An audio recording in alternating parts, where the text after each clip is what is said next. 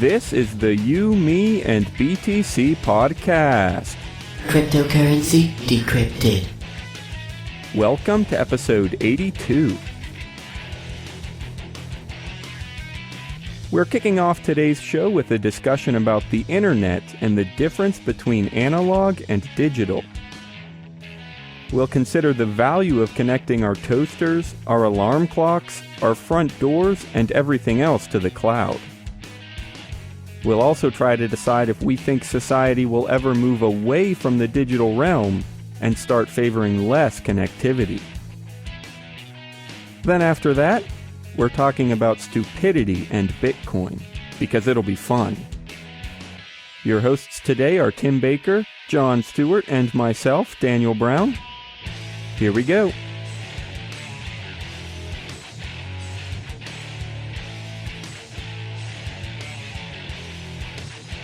All right, ladies and gentlemen, welcome to episode 82 of the You, Me, and BTC podcast.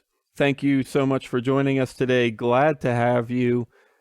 I don't know why. I feel like saying that I'm just in a good mood. For some reason, I kind of am. I don't know, but I am. Trying to overcompensate because you're not actually in a good mood. You're slowly falling deeper and deeper into depression. I mean, I'm not ruling that out, but I don't know. If that's the case, like, I really am fooling myself pretty well, because I really do feel like I'm in a good mood. Anyway, I am Daniel Brown, and I'm here with... Tim Baker. And John Stewart. Are you guys in good moods, would you say? Yeah, I'm in a good mood, yeah. Well, that's good then, I think. Anyway, actually, I'm really excited for the articles we found for today.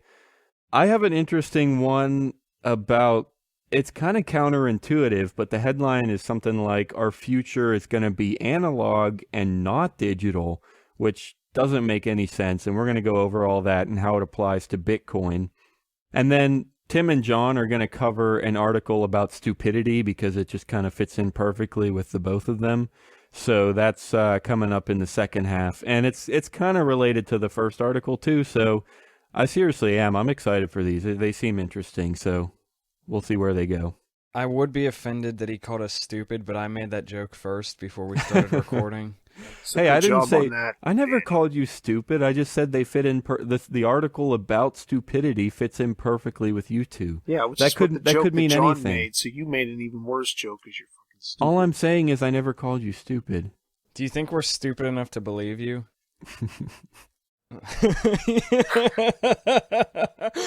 Sorry. That All was right. a maniacal laugh. So here goes. This article titled, Our Future is Analog, Not Digital. And another interesting kind of catch line that went with it, because I saw it on Twitter, it was a tweet. And in the tweet there was a question, do we really want an Internet of Things when everything can be hacked? And it is an interesting question, because hacking is a real thing, especially with Bitcoin. I mean, we were just talking last week in our live show about a hardware security device where people were storing Bitcoin or private keys, and there was a vulnerability and it could be hacked. And we talked about another hacking device just last week where this was fascinating. Like, it was like $300. They cobbled this thing together, and it could literally pick up private keys within 19 feet of a computer whenever the computer processed them. You didn't have to connect to the computer. You could just analyze some kind of radio waves, and you could know when a private key was being processed, and you could read it. And that is absolutely fascinating. And we talked about laser mics on Windows that can read your passwords. It is true. Hacking is a very real thing, and that is a serious question. And before we get into the details of this article, I'd be interested to get your two opinions on the question itself before we see how they come at it. Would you be concerned about hacking? I mean, do you think it's a legitimate enough concern that we could actually kind of turn back to an analog way of life? Maybe not entirely, but maybe a whole lot more analog than we would expect. I mean, he mentions, this is, by the way, it's Jeffrey James, writing for Inc.com, INC. And anyway, yeah, he mentions the Internet of Things and it can be hacked. Before we get into his details, I want to hear yours. Any thoughts on that? Would you be worried about that? Do you think it's possible at all that we could kind of revert to a more analog way of life? I'm not really... I wouldn't be shocked. And I... Really? You mean you wouldn't be shocked if we went more analog? No, I wouldn't. Okay, I mean, interesting. it might just be the type of person I am, but I'm just kind of like that. I mean, like, I roast my own coffee. I try to do all this stuff that I can myself. And I don't know. I guess I just like things that are simple because, like, less can go wrong. Yeah, And, like, that's definitely true. I don't know. I like things that I can, like, get my hands on, if that makes sense. Things that are, like, a little bit more... Tangible? Yeah. Or, like, understandable, graspable. Also, I mean, part of it, the thing with analog versus digital, I mean, I'm into, like, music and recording and stuff, and so maybe I am, like, more open to the idea of analog things than other people, because in audio, analog is still, like, the holy grail. Like, people will pay twice as much for things that have tubes in it, even if it does the exact same thing as something that's digital. Yeah. Yeah, that's pretty interesting, and I'm not nearly the expert on audio as you are, I'm sure, but I know what you mean. I know a lot of people that are fascinated by analog sound and records and everything. So that is definitely an interesting comparison. And he does have several specific examples. I like the format of this article. It's pretty short, but it is, I don't know, I want to say provoking, just to kind of think about what all this could mean. But I want to touch on the idea of simplicity, which he touches on here. He says, consider this: the more complex a computer system becomes, the more fragile it becomes. Eventually, complex systems become unfixable because fixing one problem creates two more problems. And that's a generally true statement. I would agree that a really complex system is annoying in a lot of situations. It's hard to troubleshoot and hard to fix. Maybe even if you know what the problem is, it can be hard to deal with. It's hard to keep track of and analyze. I definitely agree that complex can be a pain. This would be my question, and this could kind of be applied to the Internet of Things, or maybe even Bitcoin itself. I guess I would say that just because something has more connections, maybe, just because there are more things connected to the Internet, does not mean that the Internet itself has to be complicated. Or just because, I don't know if I should classify Bitcoin as complex or simple. There's a lot of both to it, I think. But either way, let's say Bitcoin was simple. Well, there you go. It's a simple thing and it's on the internet and it's helpful. Let's say Bitcoin was complex. Well, does that mean that money and some sort of digital currency has to be complex? I don't know. I guess for me, it's more about the platform. At least this is just, when I say for me, I mean in my head. I'm not an expert here. This is just some random thoughts bouncing around. But the way I see it, let's say I wanted to connect my front door and maybe the doorbell to the internet. Yeah, that's another device that's on the internet, and that makes it more complex in a way, but the connection itself does not have to be complicated, right? It can be as simple as sending a message, yes, I'm open, or no, I'm closed, right? It's binary. And then maybe sending another message, if you're closed, open. If you're open, stay open. Or like, those are not complex things, right? It depends what you mean by complex. So yeah. I mean, I read this book about design that's pretty famous. It's called The Design of Everyday Things.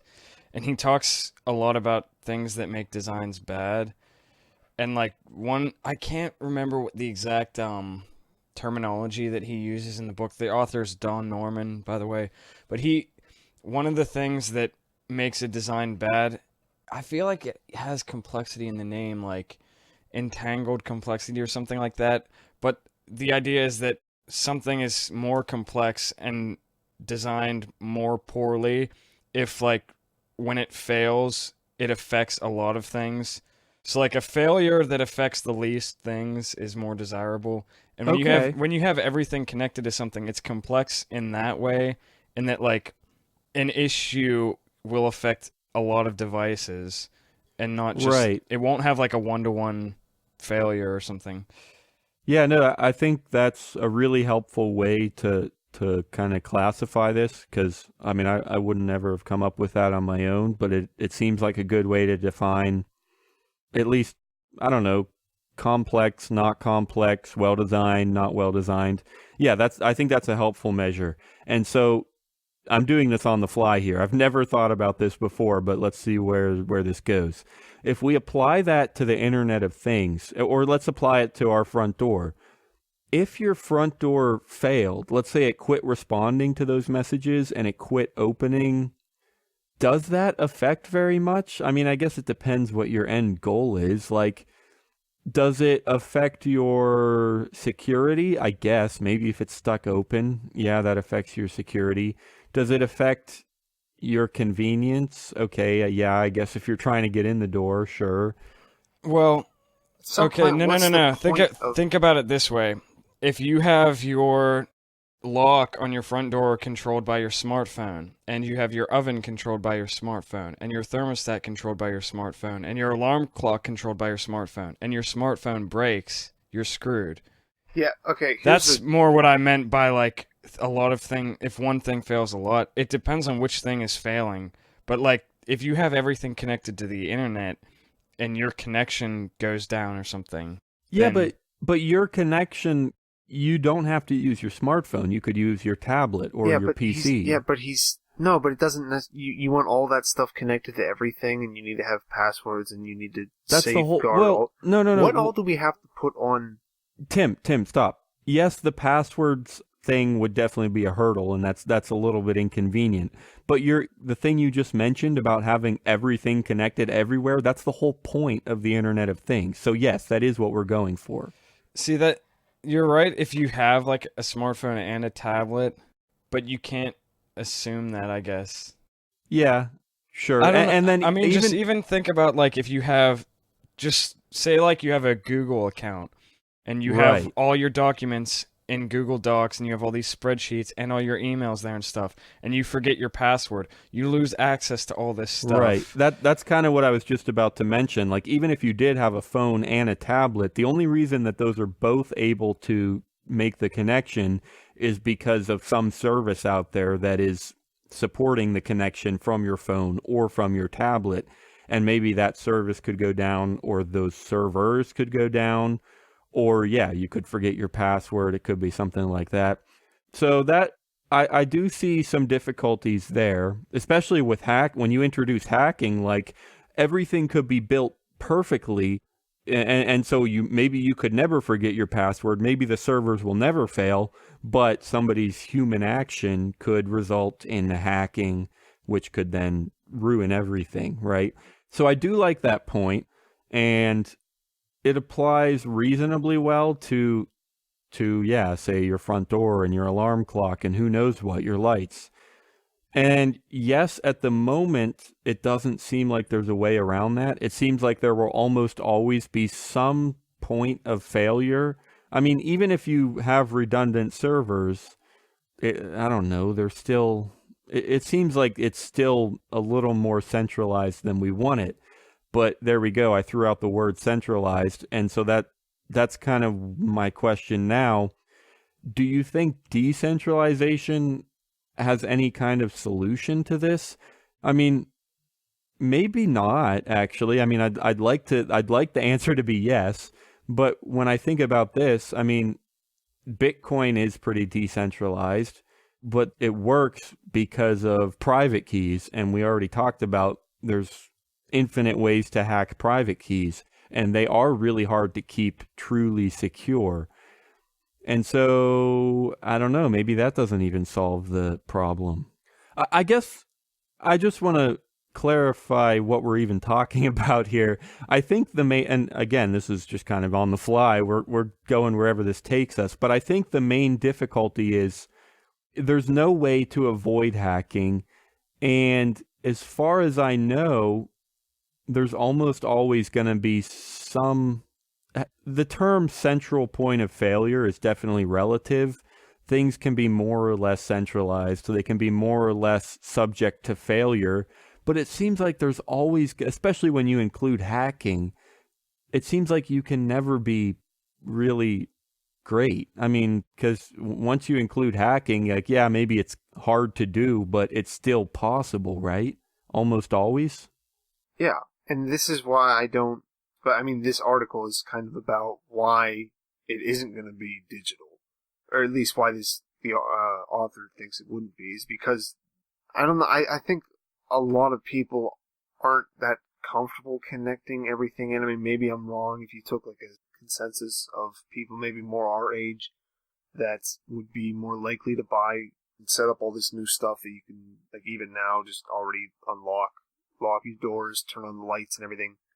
But I don't see a lot of people doing that because it does things beyond that, beyond like lights and locks, because it just adds in more problems. I mean, you already have the nature of things breaking anyway, and then you're just going to add in. Now, obviously, I don't see the benefit because I can't see what it's going to be like in the future, so I might sound like an idiot. I already sound like an idiot, probably, but I don't see the benefit of connecting, say, like a door inside your house to the blockchain versus just deadbolting it if you want to keep people out of it. Why even have people know it's there? Well, connecting it to the blockchain is kind of a bigger leap than just connecting it to the internet. But they're both valid concepts, I think. But I think the point you just made about basically if you computerize an internal door, that just makes things more problematic. And I'm all for all that stuff and like connecting stuff, but only when it seems like it's going to make sense. Like some of his points, like I agree with some of his points, but other ones I don't like, where he's like, well... Actually, I think that what you just said about, yes, I support kind of the Internet of Things. I'm all for connecting my bedroom door to the Internet, but only if it works well. And I think that might be what the biggest flaw I can see in his point is because, sure, it's not perfect yet, and he's suggesting that that's going to lead to a more analog future, but digital is still new. Digital is still heavily under development. The internet is still heavily under development. And yeah, there's problems with it now. Analog, though. Okay, it's not like analog is done as far as what we can invent. Right now, I want to say something that I wish I'd thought of earlier. Okay. And that is that I don't understand what digital has to do with the Internet of Things, because in my mind, they're two completely separate things. That's a decent point, yeah. All that digital is representation by numbers of information. I mean, that's why it's digital. Yeah, but the Internet needs to work on digital. Yeah, but like, you I can't don't understand what that has to do with people going back to analog things. I mean, the benefit... I was talking with my friend about this the other week, and I was saying that, like, this goes back to audio equipment. I was looking at some, like, old audio equipment, like, reading about it and stuff, and I was thinking, like, in some ways, this is way more complex than like, a computer, because it has all these parts, and it's designed, like, to do things analog, manually. And then he told me a new word, which makes me sound really smart. Or it's not a word, like I think it's maybe a principle, the von Neumann principle. And that's what makes computers valuable.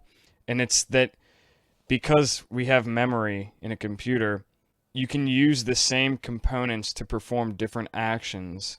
Whereas in analog circuitry, the components all work together to perform one action. So, like, a computer is, like, basically, it just simulates a bunch, I guess, theoretically, an infinite number of analog devices.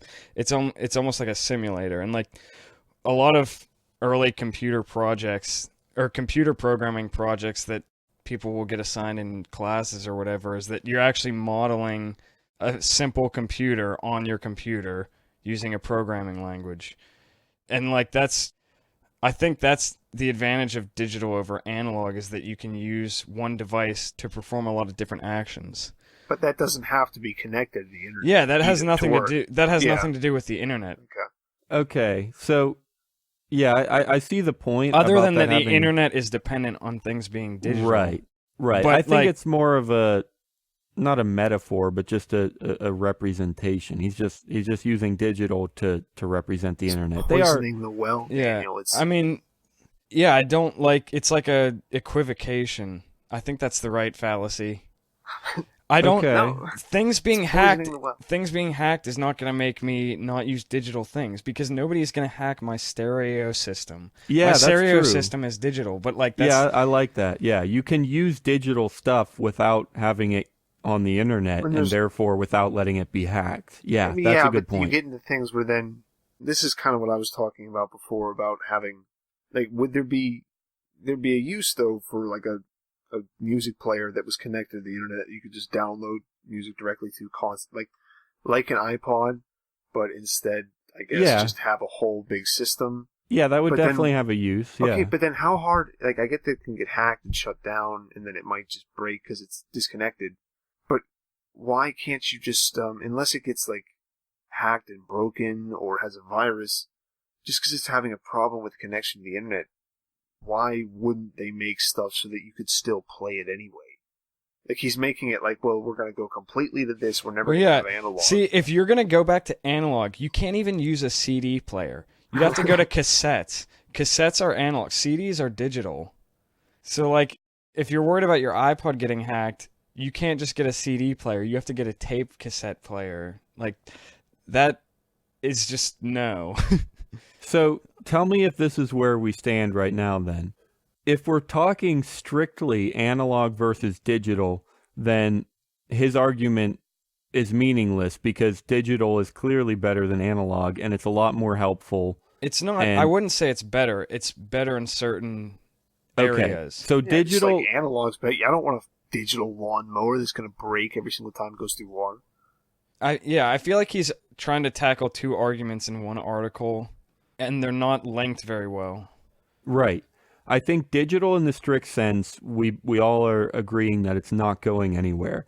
The other question is connected/internet versus not connected, right? That's kind of the other, not debate, like the other... It's kind of like he's arguing that the people are going to want less connection in the future. Right. And then let me then say again what I sort of started to say a while ago, but then we got onto kind of analog and digital. Even when you're talking about the idea of connected versus not connected, I still would have a hard time thinking that people would stray towards less connection. I mean, sure, there are difficult things with electronics and connectivity, that can introduce problems, but that doesn't mean that the problems can't be solved. And I don't think people are going to stop trying to solve problems and just say, oh, I'm actually, my car works completely fine. Because one of his examples is, well, again, this is digital, not internet. I don't know. I'm surprised that we spotted this distinction, but I think it is a really important and a really helpful distinction. Yeah, I looked it up, and I think equivocation is the right thing.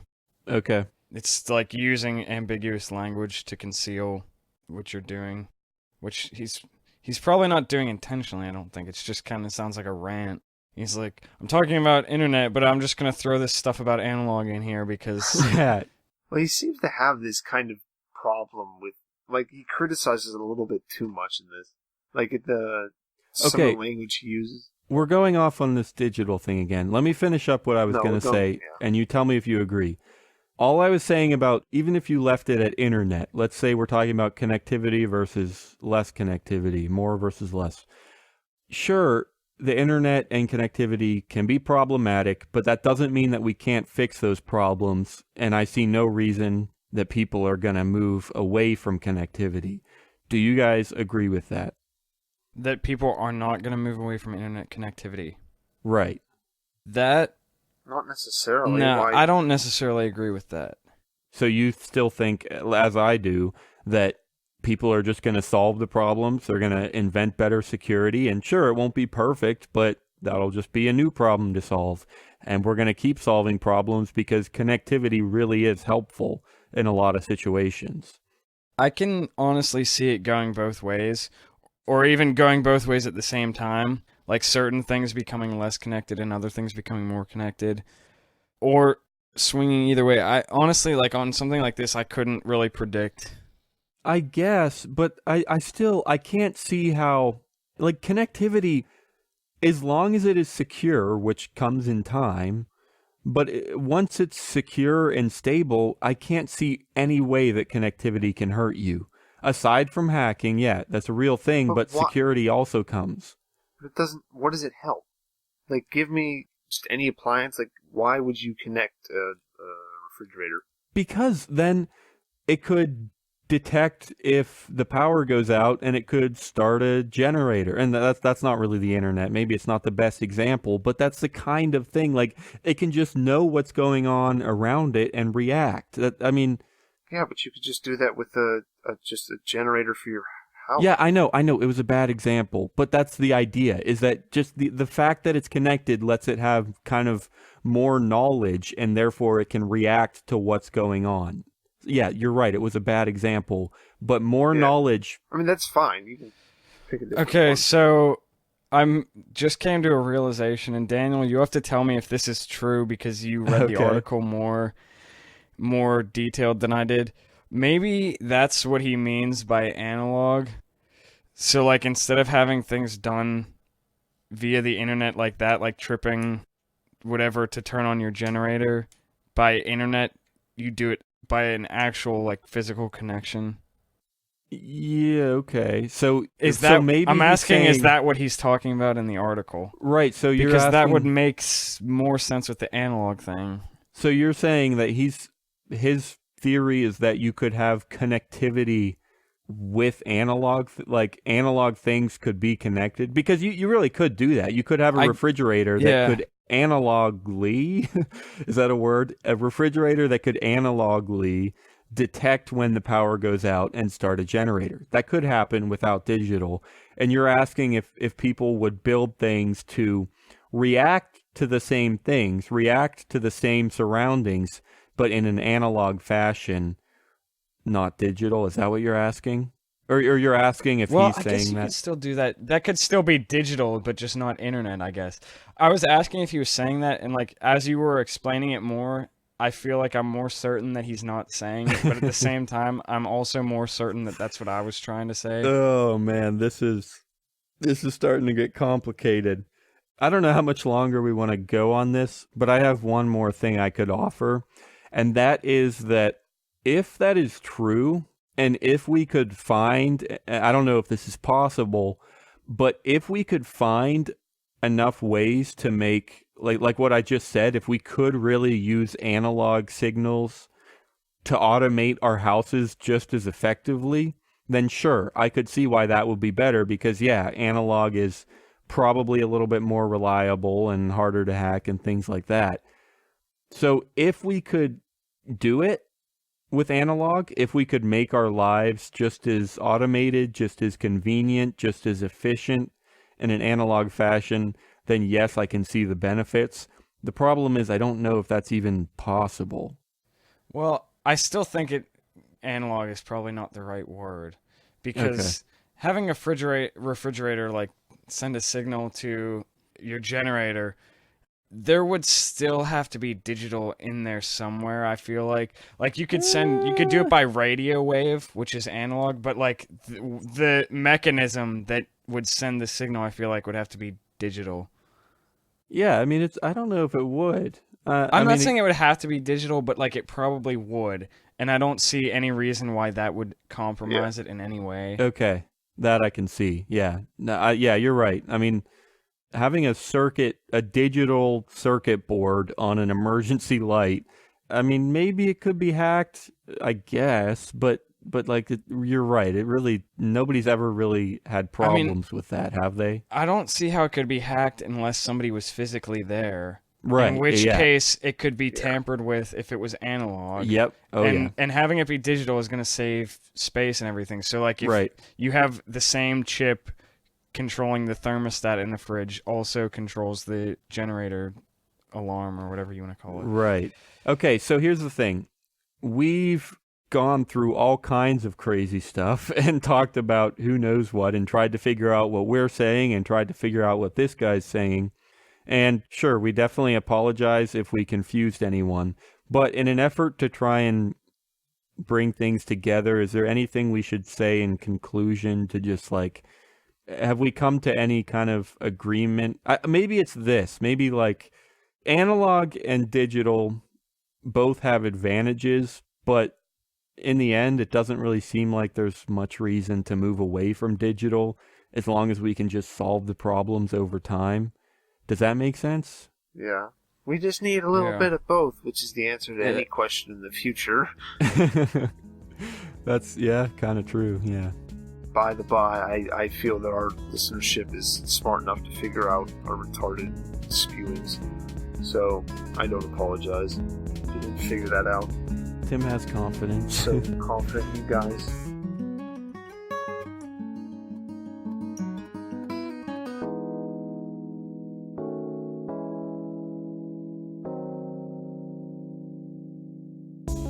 Hey guys, I want to tell you about Wall of Coins, a brand new and very handy service for trading Bitcoin. The platform is designed to enable anyone to get their hands on some Bitcoin. Buyers are quickly connected to an authorized, trusted seller within the Wall of Coins network. Just set a dollar amount for your order, safely pay at a bank near you, and you instantly own more Bitcoin. Buyers don't even have to create an account, so anyone can have access to Bitcoin. Got some extra coin lying around? With Wall of Coins, you can sell it for cash, available immediately in your bank account. Visit wallofcoins.com right now to see just how easy it is.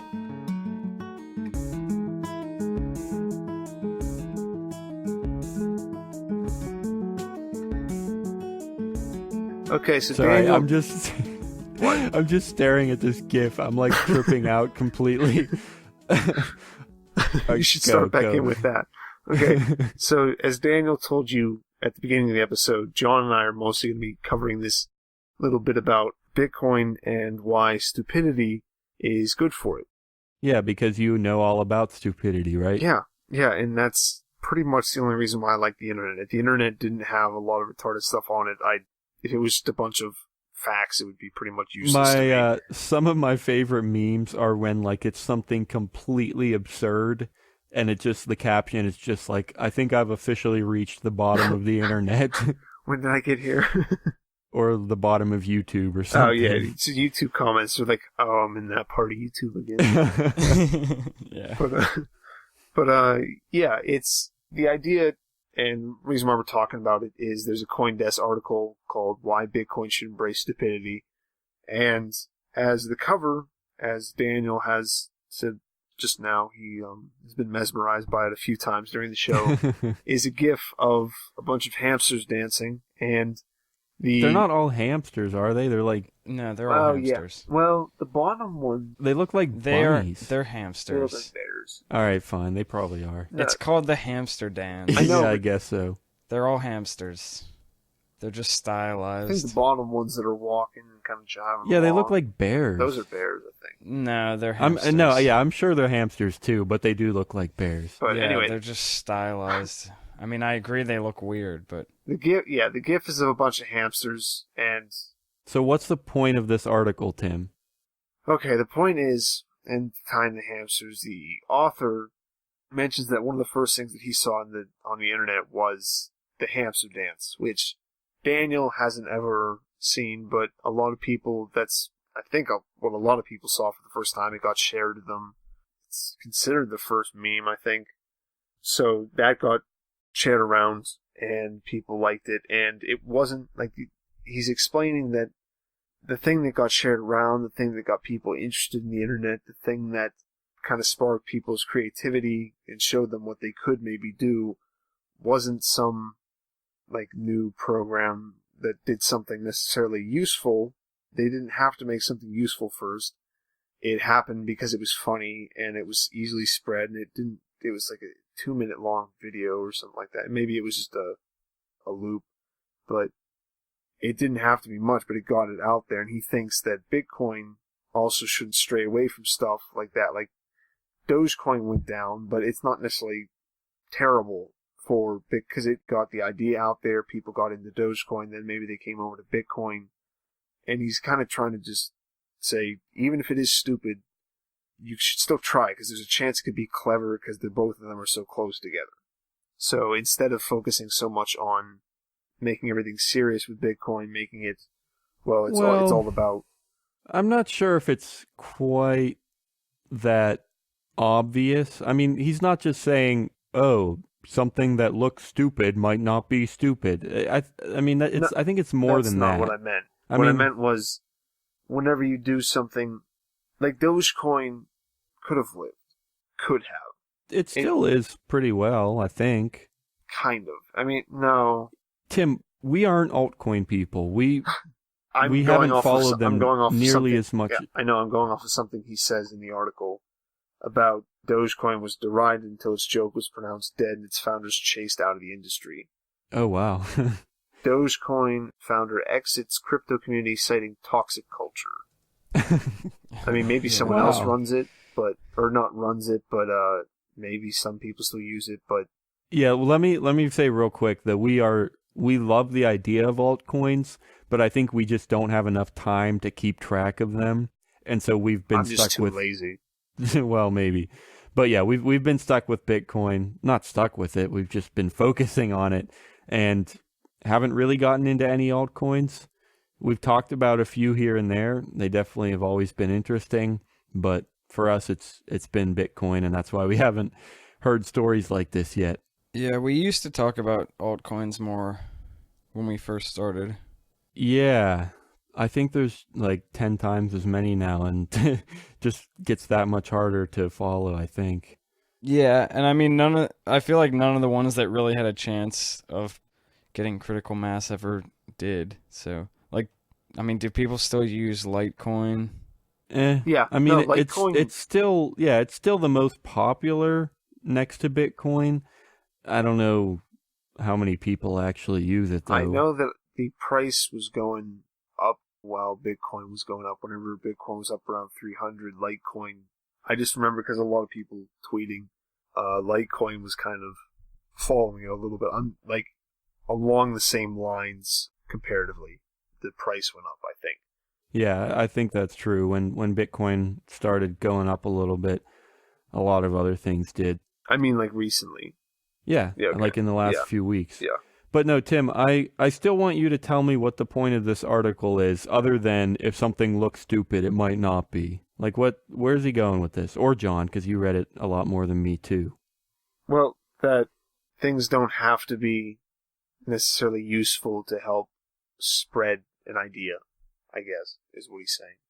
I think. Yeah, I'd agree with that. I also think he's saying that having a community of people who are too serious just turns people off. Like I didn't know about the Dogecoin thing, but I'm actually like really disappointed that guy left and he said the community was toxic. Like that's pretty telling.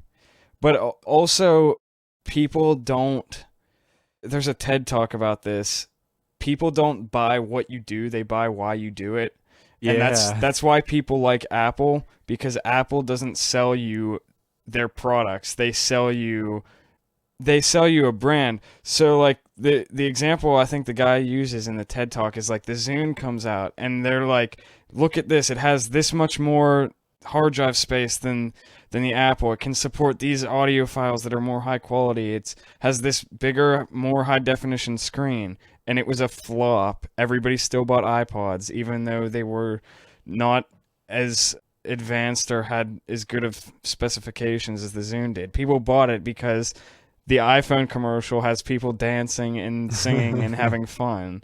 It didn't Right. say anything. People don't care about that kind of stuff. And when it comes down to it, I think the reason why everybody jumped on the internet is because people like expressing themselves, and that's what memes are all about. Expression. Instagram is all about self-expression.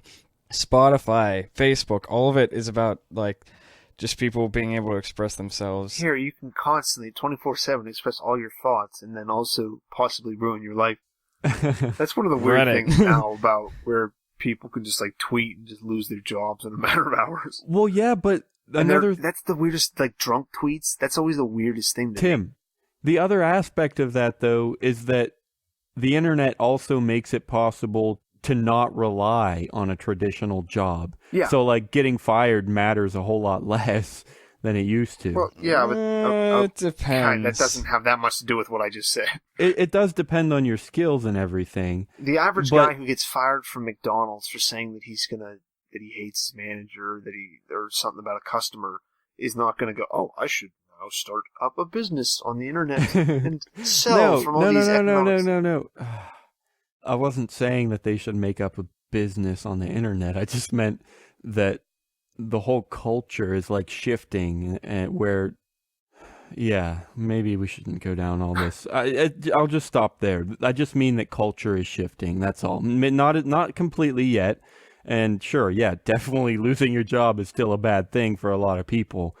But I think things are changing. That's all I'll say for now. Anyway, I do want to say also, I was reminded in the last few minutes when you were talking about kind of expressing yourself and not talking so much about the technicalities. We have mentioned fairly recently on the podcast how one of our goals since the very beginning has been just to be a little bit more personal and to, I don't know, just make it more casual and conversational. Those were literally some of the first words we used when we were talking about our podcast and what we wanted it to be like. And surprisingly, I think we have stuck to that extremely well. Like, we've been joking at this hamster dance and we've been making fun of each other about stupidity and everything. Like, you're not going to get that on a lot of seemingly, I don't know, like real news. Sure, like the host will be a little bit personal here and there, but you know, they're not gonna. I included like 30 seconds of laughter because Tim said baklava instead of balaclava. Like, we do that kind of stuff because we just like to have fun. We're and so we special. Well, yeah, I mean, part that's of the just- show. That's the same thing with like YouTube. All these people who have YouTube channels are getting picked up for TV shows now, and it's like, Yeah. I think TV's starting to realize that they might be screwed because a bunch of kids in their oh, bedrooms with webcams can get more views than they do. Right. And that's another thing that I was kind of trying to say. Just the culture is shifting to where the individual can do a whole lot more than he used to be able to. That's kind of where I was going with some of that stuff. But anyway, so yeah, expressing yourself is valuable, and even if it seems absurd. Is there anywhere else we were going with this article? With Bitcoin? Go home, blockchain, you're drunk. I think that was a tweet from somebody. It's down No, here. that's not a tweet. He explains that they set up something called the Eternity Wall, which people post messages and they get get written in the blockchain. And he was saying that how most of it has just turned in, it's just kind of degenerated exactly as you would expect on the internet. And one of his fellow writers said it's restroom graffiti for the Bitcoin age. Yeah. Well, actually, Yeah, then people will be like, wait, I can store my messages here, so then maybe they'll have, I mean, even if it's just they see someone saying, go home, blockchain, you're drunk, or someone saying, your mother is 400 pounds and sucks my, I don't know where I was going with that. dick. No, I wanted something That more was the than word that. you were looking for? No, that wasn't the word. All right. So I don't even know if this is going to be related at all, but it's something I thought of, and I just want to know what you guys think. The idea of like something on the internet degenerating and kind of turning into a wall of graffiti, that reminds me of Facebook when they used to let you like set up pages with like an infinitely long title, and like literally for like a couple months, all that Facebook was like people setting up pages with like really long titles that were like entire stories, like, oh, that one time when you went to the mall and there were girls there and they keep staring at you and you're like nervous, and something happens and you ordered a mocha latte, and then you go to the pool in your bikini, and like that's all it was like stories that were like super long, but sort of like people were supposed to think they were funny or relatable or something, and then you would like everybody, all of your of all memes. But I get what you mean. I know, because they still do that on Twitter though. They're always like, when you blah blah blah blah blah blah blah blah. Yeah, and but it's like really specific, and it's why. Yeah, but on Twitter it's a little more isolated, and like you can unfollow people if that's all it is. On Facebook, it really did degenerate, where every single person was doing nothing but liking these pages and stories and whatever, and it was so obnoxious because it was so much text and it filled your entire feed.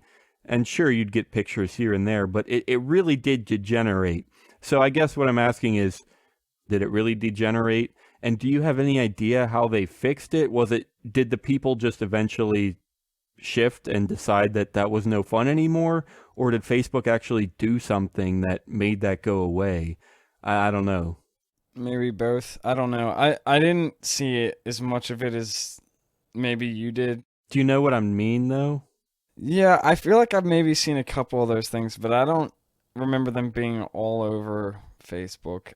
I mean, it might just be the friends that I had, or maybe I just didn't pay attention to stuff very much. I mean, I would believe you that did happen. I just didn't experience it.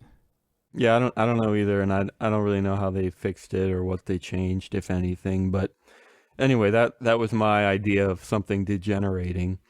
And in a way, the blockchain can degenerate too.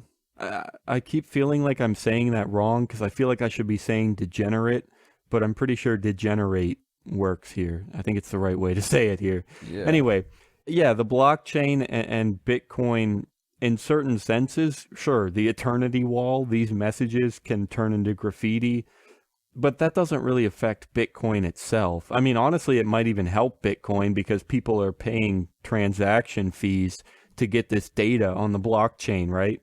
So I don't know. I can kind of see some benefits to just the fact that people are using it. It really is kind of like the hamster dance. Just the fact that people were using the internet to send this funny thing around made people notice the internet and made people start using the internet more and for other things. And that can happen too when people are just using the blockchain for God knows what. Yeah. And I feel like that's even something we've gone over a ton recently, is how people are trying to use the blockchain for frickin' everything. And sure, if it happens all the time and for literally everything, maybe that'll get obnoxious, and maybe 90% of it will be useless and ineffective, and maybe, like we talk about all the startups, maybe 99% of them will go nowhere, but at least people are getting attention and starting to use this stuff. And when a startup fails, it's the startup that fails. It's not Bitcoin that fails. And it really probably is beneficial to Bitcoin as a whole. Do you think anything that I just said is that sort of what this article could be? Yeah. Okay. I agree with that. And I mean, like, the thing with the hamster dance, people aren't still sharing the hamster dance. I mean, you could probably go and look on Know Your Meme. They always have those graphs of trends with memes. I'm sure hamster dance died a long time ago. And I haven't seen anything about it in years. I forgot it existed until today. But somebody like the guy who wrote this article still thinks of it as like a significant thing for him. You can never predict when that's going to happen. And it also doesn't matter if it has lasting impact. The point is that it got people interested in the first place. And I'd also like to go on record that I have no problem with restroom graffiti, and I've been quite entertained by it many times. I think I would generally agree with that. Go ahead. this is not really related, but it's just a story that I'd like to share. Well, it's not a story. It's a piece of bathroom graffiti that I'd like to share because I thought it was pretty great. There was like, I guess what happened was that people had written all this stuff on these stalls, and then wherever the bathroom was, they had painted over it. And all these people were writing things like, I can't believe they painted over our art. Like, this was our art, and they painted over it. And then somebody's like, which part of it was art? The penis drawings or the list of porn stars? And he's like, calling our asinine bullshit that we scroll on these bathroom walls art is like an insult to art, or something along those lines. And then he was like, but anyways, that's the way of the world. They paint over it and we start again.